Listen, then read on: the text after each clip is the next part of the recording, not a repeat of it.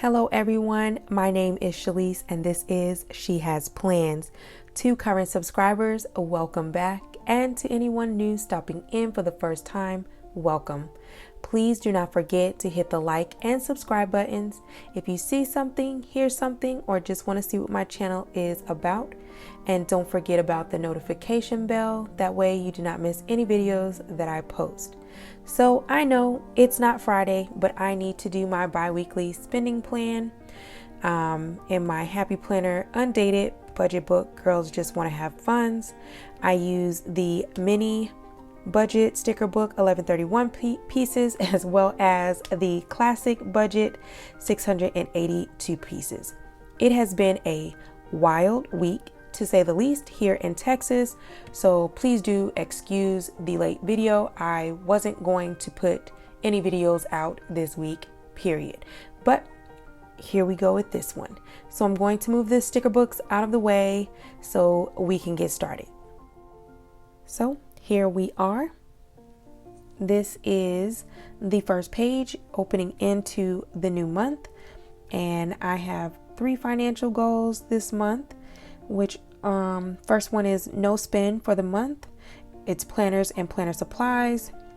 Save as much money as possible, so any leftover goes to savings, and be consistent with tracking my spending. Last paycheck, I didn't track anything, so I need to get back on that for the month of March. And then I have this don't forget section, the hashtag 365 planner free, so no FOMO and no planner purchases. Make room for something fun with minimal cash needed. I am in control of what I buy, and getting out of debt is my priority. And then unexpected spends, I have a little sticker down here that says nope, and then plan for none. I know they're unexpected, so you really can't plan for them, but that's where truthfully my future expense funds come in. It really is a way to account for things that come up unexpectedly. And so then we turn into the month. Hopefully I don't get a glare and try to keep this in frame. I put down my no spend sticker, so every day that I have a no spend, I'll just do a check, which it should be completely full, because for the month of January and February, I did fantastic with that. And then I forgot about my little stickers, my food and my gas stickers. So I put those on here this month, and it is St. Patrick's Day this month, so I went with the green. Oh, and these date stickers came from Happy Memory Keeping, maybe, dates and holidays. So yeah, I really just don't remember, and that's why the book was not included on the front. And then I've already put in my stickers on what days my bills are due. This is the last day for the first paycheck, and I know here it says that I get paid, but this paycheck will cover the end of the month bills. I put in my automatic payment stickers, the things that come out automatically. Ooh, I forgot to put one here. So let's grab my book. I don't know if they're not in the mini. I'm trying to use all of the ones out of the classic book.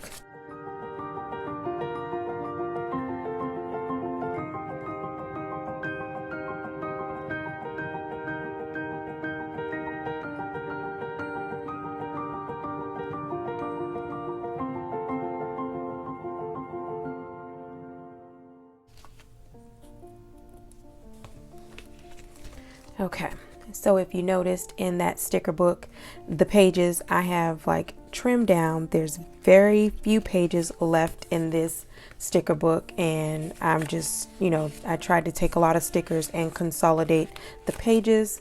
I'm really trying to use these stickers in my sticker books. So these are the things that like come out automatically at the beginning of the month and at the end of the month. And so I try to make sure I put those stickers in here. And then we go to our next page. And this is where the bi-weekly spending plan begins. I'm going to move it. I know this is out of frame, but I want to focus on this page first. And I need a pointer, so I have my pen. I just write in what month it's for, what day I actually got paid, which is crazy. It's from 2/18, but it's going to pay the bills for March. I know. It's because I used the last paycheck of December to pay for the beginning half of January. And then this way also it helps me make sure that none of my bills get paid late, because as you can see, I have bills due before the day that I actually get paid. I'm not trying to pay a late fee for my rent and my water. So sorry about that glare. Okay, so then I'll go in and I just write those bills down, and then I put bills and how much they come out to. This I changed it. I believe it says category, and I just covered it up and put plus or minus because this electric bill goes up and down. It's probably really the only thing that fluctuates. And then sometimes because USAA, is odd as well. It may fluctuate a little bit because sometimes they give money for like us having accounts with them, so it'll make it change. Only happens once a year, but still, yeah. And then, so I'll take the amount that I get here and I'll put it right here. Right here where it says bills. And I take my check amount and put it here. So the check amount minus how much my bills total out to, that gives me number 1. Oh, and this paid column here, I know I'm all over the map. That's part of why I don't like to do this after I've filled it out, but it's working. I put a check mark here when it's, just depends on how I do it for the month. Either it's going to be when it comes out of the check, or when it's the day that it's supposed to be due, or when it actually comes out of the bank account. And then on the other side, I'll go by let's move this so there's not a glare. By this, and I'll be like, okay, so I paid it online. It hasn't come out yet. Once it come out, I'll put a check. And that's how I make sure things are going the way they're supposed to, because oh, my puppy's barking. Sorry. Because one time I did have an incident where I thought I paid something and I was waiting and it never came out. So I don't know what happened, but I had to go back in and fix it. That is that. So I'll take this amount from number 1. I'll write it here. And then once I get my total from my digital envelopes, I'll put it here, and then that'll give me number 2. But this is my digital envelopes. There are lines and it's all filled in, but I wanted to use a sticker because I was like, the way this budget book is set up, I wouldn't be able to use these stickers. But I was like, we're using the stickers. I usually white out everything at the top anyway, so this made it a little bit easier. Sorry, had to cut away to calm the dog down. And so that is that. And so, like I was saying, I take number 1. This is number 1 is after my check amount minus my bills. That gives me number 1. I carry it over here to my digital envelopes because it lets me know how much I have left. So I put it here, and then I'll take the total from my digital envelopes, write it here, and then the amount that I'm left with is my number 2. And then I move down to my future expense funds. You can call them sinking funds. You can call it saving for a rainy day, whatever you want to call it. But that's what this category here is. And so I fill that out. I have quite a few categories, but that's okay. I'll take the amount of how much I added and I will put it here. It's my future expense funds, FEF. And then I will take whatever was in box number 2. So take box number 2, subtract how much I added, which is $620, and then whatever is left, which is box number 3, is to be split between savings, debt, and a account buffer. And my account buffer is very small. And then you all know you have the weekly expense pages. I white out the top half because I don't use whatever's already pre-printed in there, and hopefully I do what I'm supposed to do and I track my weekly expenses.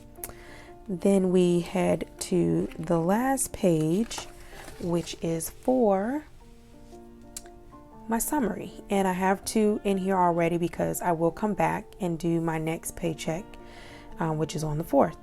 But this one is for the first paycheck to cover the bills for March. And so I'll write what my income was, what the bills total was, the digital envelope total, future expense total, and then that amount that I have from box number 3 covers these. Oh, that was terrible. That was supposed to go like that. Okay, so this is number 3.